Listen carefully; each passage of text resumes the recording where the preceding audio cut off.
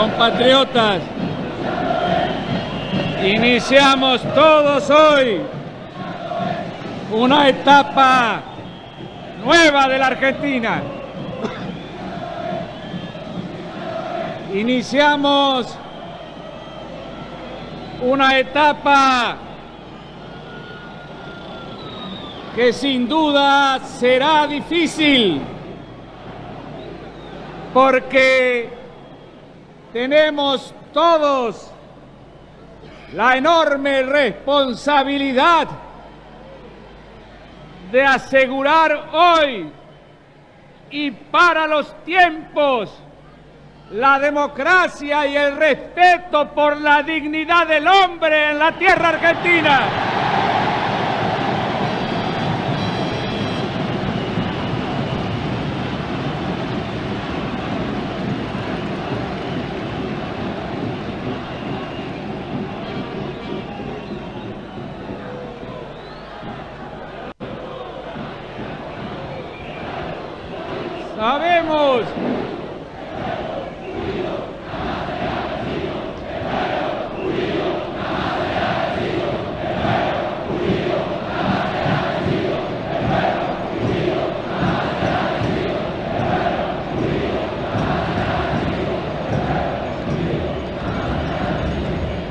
Sabemos que son momentos duros y difíciles, pero no tenemos una sola duda. Vamos a arrancar los argentinos, vamos a salir adelante, vamos a ser el país que nos merecemos.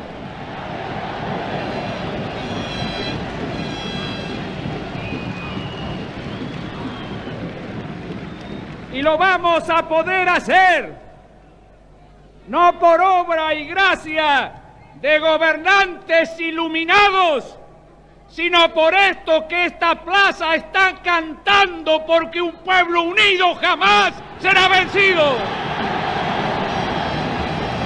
Tremendo, ¿no? El discurso de Alfonsín, aquel 10 de diciembre, 35 años de la recuperación de la democracia, y para compartir esto tenemos el enorme placer de tenerlo a Federico Storani, vicepresidente de la UCR, abogado, bueno, larguísima carrera en el mundo de la política. ¿Qué tal, Federico? ¿Cómo estás? Miguel Sorraquín te saluda. ¿Qué tal? Buenas tardes, ¿cómo están todos ustedes? Bueno, un placer tenerte y en este maravilloso día, más para los hinchas de River, ¿no? Pero bueno, recordar... Felicitamos desde los hinchas del rojo.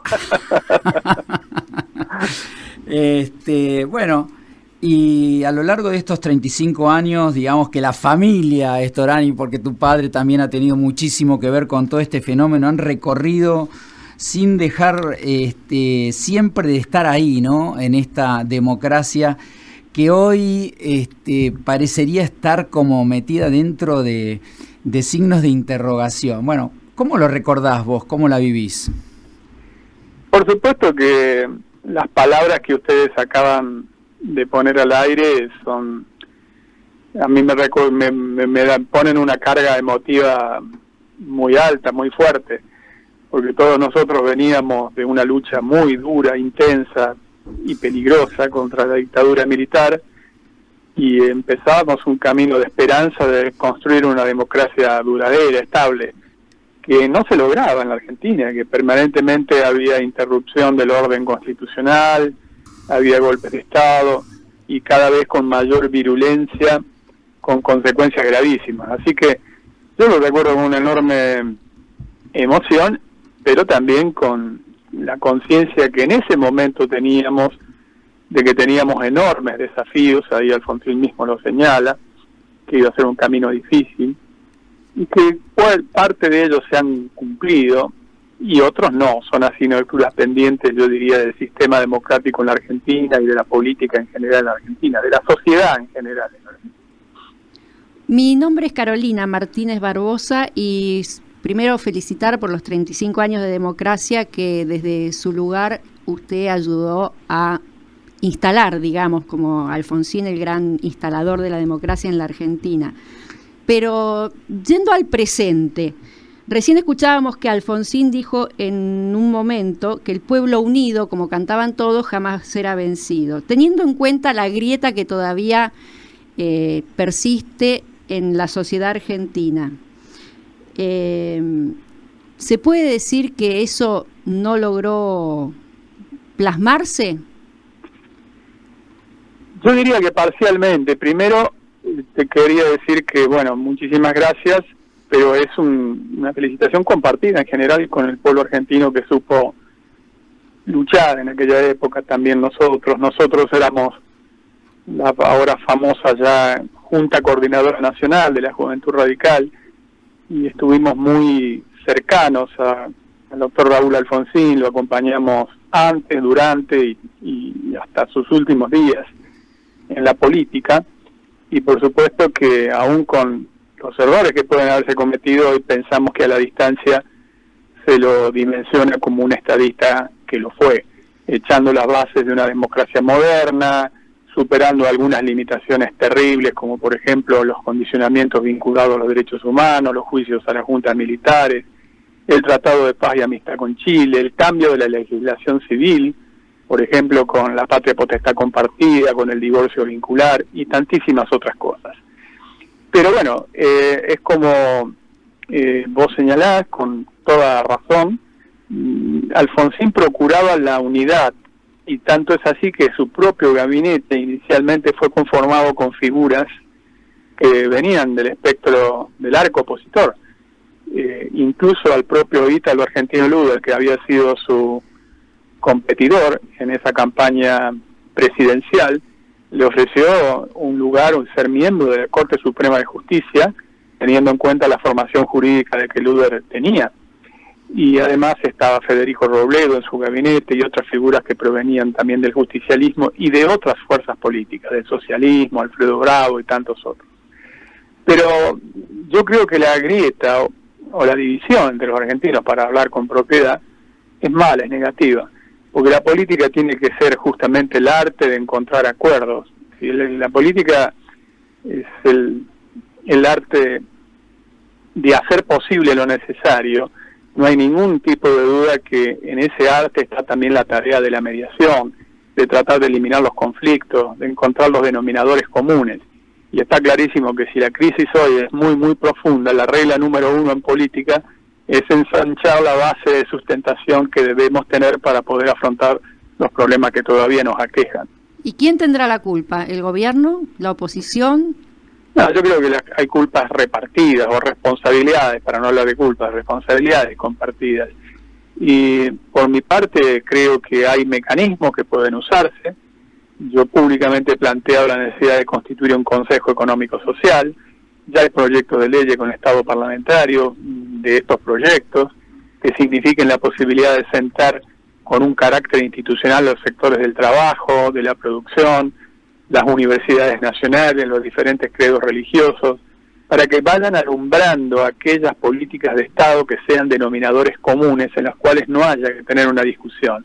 Por supuesto que la alternancia es buena, es necesaria. En un sistema republicano hay que equilibrar el poder y alternarse en el ejercicio del mismo para que siga existiendo una democracia verdadera. Pero hay denominadores comunes que en etapas de crisis hay que tratar de establecer, y para eso hay que crear los ámbitos para discutirlos. Una preguntita de la democracia de hoy. ¿Cuál sería el rol del radicalismo en Cambiemos? Bueno, buena pregunta, porque obviamente yo estuve totalmente a favor de la convención de Gualeguaychú, es más, fui el vocero, sí, que determinó la fundación de la agrupación Cambiemos. Pero buscábamos establecer las dos reglas de oro de la democracia, que son el equilibrio y el control del poder, que estaba muy desbalanceado en la Argentina, y también la posibilidad de la alternancia en el ejercicio de ese poder. Ambos se cumplieron, pero era un primer paso. Luego tenía que venir otro paso, una nueva vuelta de tuerca, hacia la posibilidad de constituir un verdadero gobierno de coalición. Un gobierno de coalición no significa repartija de cargos, significa establecer ámbitos de debate de las políticas públicas, cosa que no ha existido. Hoy Cambiemos es un instrumento formidable desde el punto de vista electoral, pero es eso, es una coalición electoral, no ha sido una verdadera coalición de gobierno. Para mí el papel del radicalismo tiene que ser procurar que exista una verdadera coalición de gobierno y tratar de tener sus propios candidatos para visibilizar este y otros problemas. Por eso aprovechar las PASO, las primarias abiertas, para tener sus candidatos y competir dentro de Cambiemos. ¿Habrá un radical en la fórmula presidencial del 19? Bueno, depende no solo de nuestra voluntad, sino también de la voluntad de los otros componentes de Cambiemos, pero por eso digo, sería muy sano y saludable que, estando vigente la ley de primarias abiertas, nosotros podamos competir con nuestros propios candidatos. Claro. Volviendo un poco a estos 35 años que pasamos, uno mira los presidentes, el menemismo, y ve la foto de Alfonsín caminando con Menem en la Quinta de Olivos, el proceso de la Rúa. ¿Cómo lo recordás a eso, vos que fuiste ministro de la Rúa en ese momento, ¿no? Es como que la grieta se clavó ahí adentro, ¿no? ¿Cómo lo podés describir? Mira, sin duda, yo creo que lo que corresponde en una democracia correcta es un partido de oposición que gobierne, una oposición que sea responsable, que equilibre, que controle, que se alternen en el ejercicio del poder y que se busquen políticas de Estado de consensos básicos. Bueno, eso es lo que ha desaparecido. Lamentablemente, la debilidad hoy del radicalismo ha permitido que se sustituyera o se suprimiera uno de los polos necesarios para ese equilibrio. Por lo tanto, es imperioso reconstruir el sistema de partidos políticos con un carácter moderno, con nuevas formas de hacer política, con nuevas formas de comunicarse, pero son irreemplazables. Y desde ese punto de vista, para mí el papel del radicalismo es fundamental por su extensión territorial, por la fuerza que tienen las intendencias en gobernaciones y por su arraigo y por su tradición. Es una fuerza imprescindible que no es tan fácil de ser reemplazada. Está bien. Y desde un punto de vista de estos acontecimientos que hay esta mezcla de lo que es en el mundo del fútbol, todo el problema que hubo River Boca con personajes que están tan relacionados con el mundo como Angelici, que está relacionado con el mundo del radicalismo en Capital Federal. ¿Vos crees que hay influencia desde ese desde ese punto de vista en los acontecimientos o simplemente es un tema de seguridad? No, me parece que hay una cierta relación y no habla de otra cosa que una cierta decadencia o degradación de la política. Yo considero que la formación de muy buenos cuadros políticos que existen en la Argentina lleva muchísimos años, foguearse, pasar por instancias muy difíciles, al estilo de que fue en su momento el propio Raúl Alfonsín. No me parece que el trampolín previo a las aspiraciones máximas sea la presidencia de algún club, por respetable que eso sea, o ser una figura del espectáculo. Eso me parece que son signos de decadencia, no de avance. Lamentablemente es una decadencia que no solamente abarca a la Argentina, sino también a buena parte del mundo. Vaya conflicto tiene el mundo con esto, ¿no? Y diríamos que es difícil, si uno se pone a buscar dentro del universo de los políticos que están dando vueltas, verdaderos estrategas, ¿no?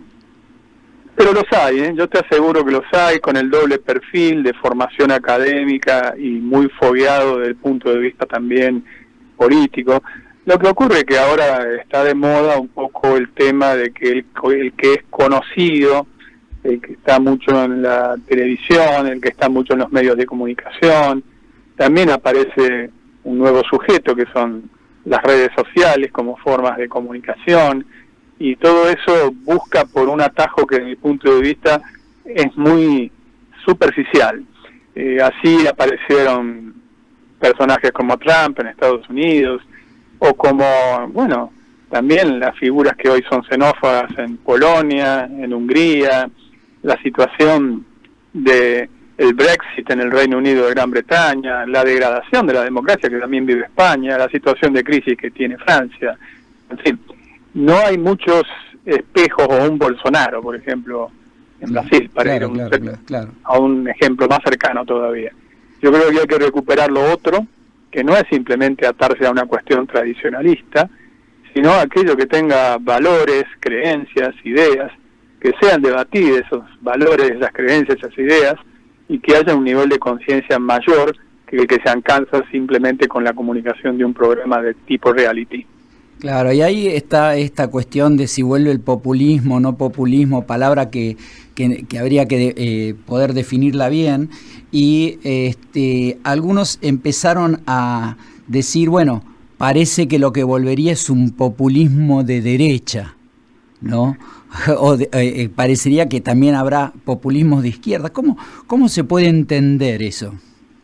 El populismo siempre es lo mismo y existe hace muchísimos tiempos. En el ADN del populismo está degradación de las instituciones, es decir, baja de la calidad institucional, tendencia a la hegemonía y al autoritarismo, y por ende, cuando estos factores se combinan, corrupción desenfrenada. Lo hemos visto en el pasado reciente. Sí, no hay duda que las experiencias populistas son, cuando se eliminan mecanismos de control de calidad institucional, hay una tendencia a creerse que hay un destino manifiesto, y que por lo tanto son los elegidos casi por gracia divina, y por lo tanto van a una tendencia a la hegemonía, al autoritarismo, y generalmente ese discurso, que es un falso discurso, es para encubrir los más horribles casos de corrupción, como por ejemplo ahora se descubrió toda la cartelización de la obra pública.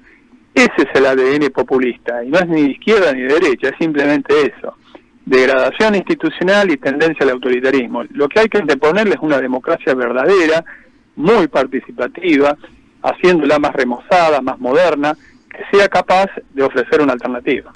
Y además una justicia que verdaderamente opere, ¿no? Porque está bueno que hayan aparecido los cuadernos y todo esto que estamos viviendo, que también afecta al socio permanente que es el sector privado, ¿no? Sin duda, por eso cuando yo hablo del funcionamiento republicano y democrático comprendo los tres poderes, claro. En particular la justicia, que tiene que tener independencia, que no tiene que ser influenciable por el poder de turno, sobre todo la justicia federal, que tiene que tratarnos a todos, como marca el artículo 16 de la Constitución, iguales ante la ley, y que tiene que ser muy ejemplificadora para que estos episodios no vuelvan a repetirse. Clarísimo. Bueno, Federico, 1.000.000 de gracias por el contacto y feliz cumpleaños, democracia, ¿no? Bueno, muchísimas gracias a todos, entonces, un abrazo grande. Muchísimas gracias. Estamos hablando con Federico Storani, vicepresidente de la UCR, bueno, abogado, y ha tenido Federico Teobaldo. Federico Teobaldo, qué apellido.